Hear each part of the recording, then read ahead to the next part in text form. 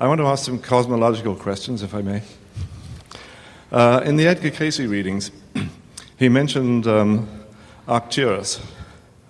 And I forget whether it was in between lives, but I thought it was after we've finished with enough lives in bodies here, that we would go to Arcturus and decide or be told where we're going, what we're going to do next. Can you comment on that, please?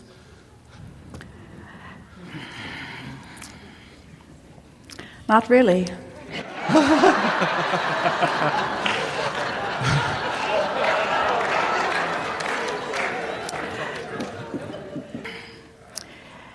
There is some of what you have said that does not correspond with our knowledge of who you are and why you are here and what happens next. In other words, you're not sent somewhere and given an assignment. You are a creator who chooses. And as you are here creating in this time-space reality, when you reemerge into non-physical, we are aware of no one who reemerges and takes off for some other frontier. In other words, this is the realm in which you are creating. Your escrow is about this, you see. So we just want to, without getting into detail about why someone is translating something differently than we are, we just want to explain that every person who asks is asking from a different vibration, and every teacher who is translating from a different point of view. And in reverence to all translators, we want to say it is not an easy thing to translate one's knowledge of non-physical energy into physical terms without distortion. In other words, your world is full of what cannot be considered anything other than folklore. Think about what people of your planet are accepting as some sort of reality. Have you considered building a boat and putting 2 of everything on it?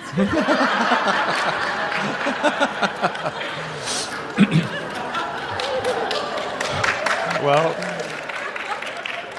and so it's sort of like that. In an effort to offer analogies and such, people could even argue about the analogy of the vortex of creation that we are describing here and turn it into a place and call it a planet. Before you know it, there'll be a planet called Vortex, and they'll be telling people that Abraham said you're all going there. Okay, you're throwing me right on my head here. I thought I came with some ideas that made sense. And, well, we don't want to throw you on your head, so let's hear them. Oh, well, that's fine. If I walk out of here on my head, that's fine too, I suppose. All right. One of the quick questions I hope you will say you don't know anything about or you can't answer. The Big Bang, expanding universe, it appears that it's expanding at an accelerating rate, and the way it's going, in a few trillion years, then this galaxy, we won't be able to see any other galaxies that will have all disappeared. Is that what you folks see, or? Now, give us more about that. Slow it down and say it again. All right, the physical universe. Yes. Current cosmological pictures of it per the greatest and best scientists, and pretty well all of the physicists yes. and cosmologists say that there was a Big Bang so many trillion years ago, 13 trillion. So before you go further, let us define this vortex of creation that we're talking about. In other words, if you accept that everything is vibration, all right. and that once thought is thought upon longer, it becomes a more dominant thought, and that there is a point, a tipping point, where the vibrational thought has been considered long enough that it tips into what you call manifestation. Okay. That is our best explanation of what the Big Bang is. And yes, of course, it fits with what we are talking about all that you see here having been in a vibrational version first, thought upon by many for what you would in your terms call a long period of time before it began amassing into the physical equivalent of it. And that is what scientists have come to call the Big Bang. They talk about it with question. They have no awareness of causation about it. So we are feeling that piece in a bit. Yes. But there is so much more to be experienced in this universe that has already been started. That's why we're saying that you're returning to the platform that you understand. Okay. Sort of fits together. All right, that sort of answers things, and thank you.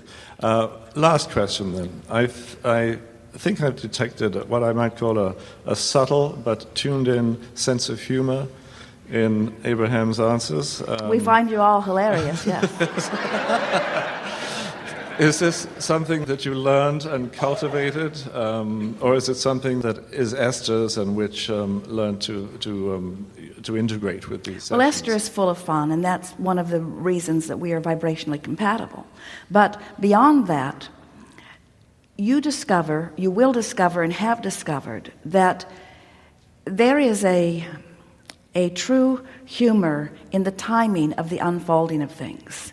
And the universe, who is this culminating of expansion from this secure and trusted platform where there is no sense of risk or guardedness, is more playful in nature than anything else. And we think Esther represents that well as she interprets. You have to remember, she's receiving a block of thought that is filled with nuances and knowledge and intentionality and essence of understanding. And to find the words and the attitude and the delivery that match all of that is something that she is doing. And so we cannot say that it is not in part Esther's interpretation. Yes. But she is interpreting our intention. And over time, you have to understand, so many hours, immeasurable hours nearly, of us flowing through Esther. And each time of our offering something, and each time her intention to translate it clearly, and each time, if it is the slightest bit leaning, we lean it the other way. In other words, because of her willingness and the willingness of those like you to play with us, we've had quite a bit of opportunity to get into the understanding of what these vibrational offerings mean, and her interpretation of them is accurate. I think you and she together do very well, and it has interested and amused me to see that. I do actually have one other question, and a tiny one. How did you know about my little finger?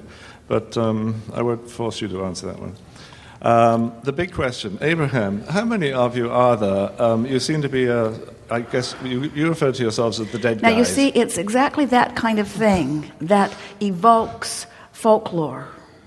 Okay.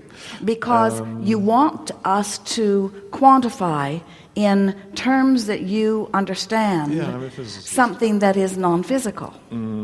Okay, well... So what is the number of infinite intelligence? Yeah, well, what's the number in your group? Well, what is the number of infinite intelligence? Give us a number and we'll agree. You're not answering my question.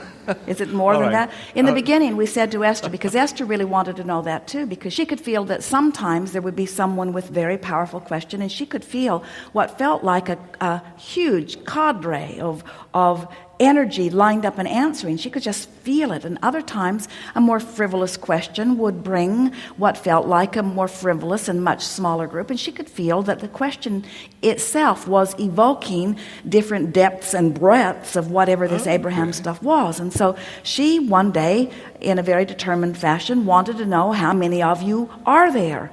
And we said 100, which satisfied her at the time. But it is really not a very good answer. So if you're going to pin us down to it, we're not going to give you a very good answer. Okay, thank you. There are as many of us as it takes to satisfy the question to the degree that you will allow it. Oh, excellent. There is no limit to the amount of those who join in. In other words, this energy is filled with those listening. In other words, you gather together in scanty numbers, we gather together in huge numbers. And the interest of that which we are, in other words, we represent the inner being of each and every one of you, and so much more, you see. And so, as you have an inner being that we are talking about, we have inner beings who have inner beings who have inner beings, because we are eternal beings. We've all been around for a very long time. So when you come forth with a very powerful desire and a very succinctly focused question, there is no limit to the depth and breadth of that which you can summon. And to the degree that you are willing to hear it, that is the degree to which we are willing to give it. And you don't have to schedule your time or anything like that for these meetings. Well, we are timeless, and that's a function of your focus here, but we are not limited by your time or your space. Great. So is that But the we answer do to my appreciate the rendezvous, because in rendezvousing in your time, you focus in a way that summons us more powerfully. In other words, when a group like this gathers and focus with interest, and this is a remarkable group, you sit for hours on end and allow others who are asking questions that may not be the question that you hold, but still you focus and listen. It is remarkable what you summon, and it is to your credit that this work expands, truly. Thank you.